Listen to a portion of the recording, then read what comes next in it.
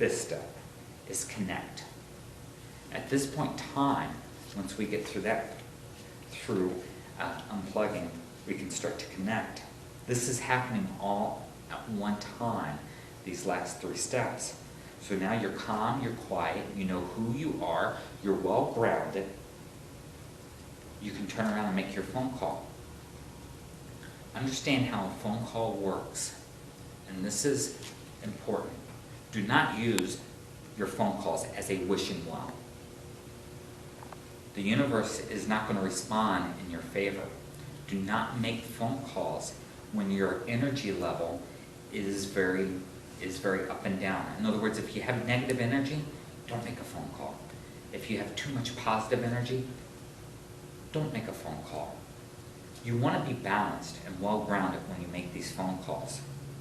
Your energy will turn around and send out a different signal to the universe than what you're asking for. So if I'm asking for help to turn around and resolve something, why would I want to send out negative energy? Because what's going to come back to me and help is negative. Because I sent out a message asking for help, but I sent it with a negative attached to it. So it's like me sending an email. I need help in the subject line, and then I attach negativity to the email, and then I send it to someone. And they're going to look at it, and they're going to go, you need help, and they open up, and they go, what? You're sending me crap. Don't do it. So the first thing that you need to understand, when you need help, here's the defining rules in your phone calls. You can always turn around and tell the universe, thank you, I love you, how are you doing, I wish you the best. This is a communication with the universe. Look at it as a relationship that you would have with a family member, a very close family member. You're talking to the universe. You're talking to the spiritual world. You're sending out messages constantly. It's okay to talk to the universe. You don't have to ask for something. The best way to start a relationship is by building a good solid foundation. And being in communication turns around and tells the spiritual world that you want a relationship with them, that you acknowledge that there is a spiritual world, and that you care about the spiritual world. That's a good first step. Not asking for anything, just talking. So what if it doesn't talk back to you? That's okay. Just talk. The next step, when you do need help, do not turn around and ask for help if you're unwilling to help yourself on the subject. Let me give you an example. I need a new car for work. My car is broke. I'm going to lose my job if I don't get a car. It's just barely making it back and forth. Have you started to save any money? Is the first thing. Have you turned around and started working extra hours if you can?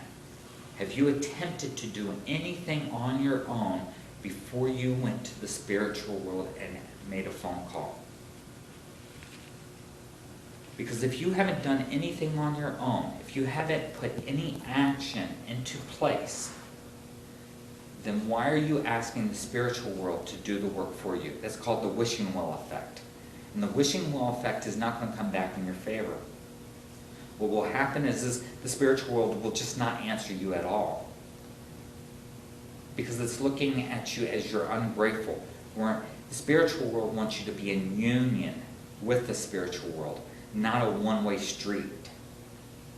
So you can't go up to the spirit world and just say, I want, I want, I want. It's all right to go up and say, I need help because I've done everything I can and my best isn't good enough. So I need your influence. Can you help? The spiritual world will then step in and help. It may not be right then and there. It may come when you're ready for it. Not when you think you need it, but when the spiritual world thinks you need it, or when the spiritual world thinks you're ready for it. So understand these rules. Write down after you're done with these 6 steps, write down what you asked for, what you asked for help with.